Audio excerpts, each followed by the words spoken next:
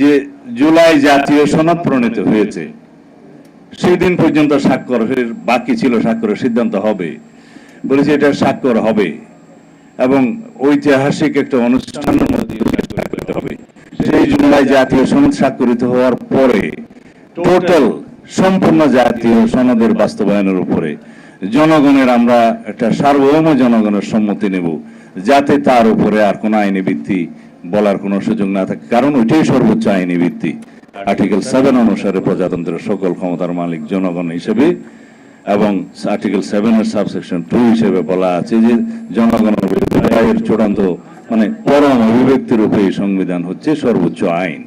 তো এখন সেই হিসাবে আমরা বলেছি আমরা জনগণের কাছে যাব, জনগণ যদি এটা হ্যাঁ বলে এটা বাস্তবায়িত হবে, এবং সেই সম্মতির জন্যই আমি বলেছি একই দিনে একটি গণভোটের আয়োজন করা যেতে পারে ছোট্ট একটা ব্যালটের মধ্যে, শুধু জুলাই জাতীয় সনদের পক্ষে অথবা বিপক্ষে হ্যাঁ অথবা না বলুন এর মধ্যে।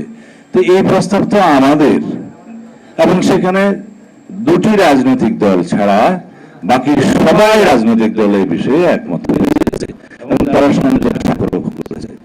তবে এই দুটি রাজনৈতিক দলের একটি রাজনৈতিক দল স্বাক্ষর অনুষ্ঠানে স্বাক্ষর করতে গিয়েছে, যে দুটি রাজনৈতিক দলের কথা বলছে আমি নাম নেব না, একটা রাজনৈতিক দল এখন স্বাক্ষর করার জন্য সুযোগ করছে এবং তাদের কিছু দাবি দেওয়া আছে। তো সেই বিষয়ে অবশ্যই আলাপ আলোচনা যে পর্যায়ে হচ্ছে হবে, আশা করি সেটা হয়তো তাদের দাবি দেওয়ার বিষয়ে একটা যৌক্তিক সমাধানও আসবে। কিন্তু অযৌক্তিকভাবে কেউ যদি বলে, আমি কালকে বলতে শুনলাম এটা এক্সট্রা কনস্টিটিউশনাল অর্ডার করে জারি করতে হবে এবং সেটা প্রধান উপদেষ্টাকে বলা হচ্ছে যে প্রধান উপদেষ্টা এটা জারি করতে পারেন।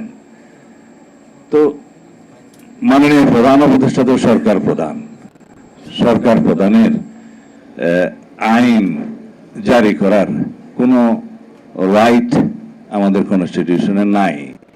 সরকারের পক্ষে সরকারের অনুমোদনে, ক্যাবিনেটের অনুমোদনে, সেটা in absence of parliament president সেই আইনগুলো পাশ করে থাকেন।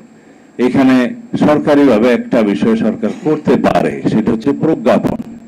প্রজ্ঞাপনের মাধ্যমে, গেজেট নোটিফিকেশনের মাধ্যমে যদি জুলাই সনদকে খুশি হওয়ার জন্য আদেশ বলে থাকেন ঠিক আছে, কিন্তু যদি সত্যিকার ভাবে আদেশ করতে হয় সংবিধান অনুসারে আর্টিকেল 152 এর সংজ্ঞাতে আইন অনুসারে আইনের সিরিয়াল হচ্ছে প্রথম সংবিধান, তারপরে হচ্ছে জাতীয় সংসদের আইন, তারপরে হচ্ছে ইন অ্যাবসেন্স অফ জাতীয় সংসদ প্রেসিডেন্টের অধ্যাদেশ, তারপরে হচ্ছে আদেশ, এরপরে বিধান, প্রজ্ঞাপন ইত্যাদি, এটা আইনের সিরিয়াল।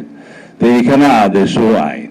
তা এখন আইন জারির ক্ষেত্রে যদি কেউ বলছে যে জুলাই গণ অভ্যুত্থানের জনগণের অভিপ্রায় অনুযায়ী এখন মাননীয় প্রধান উপদেষ্টা সেই আইনটা আদেশটা জারি করতে পারেন, তো সেটা বৈপ্লবিক কথা, ইমোশনাল কথা। রাষ্ট্র কোনো ইমোশনের উপরে চলে না, রাষ্ট্র আইন কানুন বিধি বিধান নিয়ম কানুনের মধ্যে দিয়ে চলে।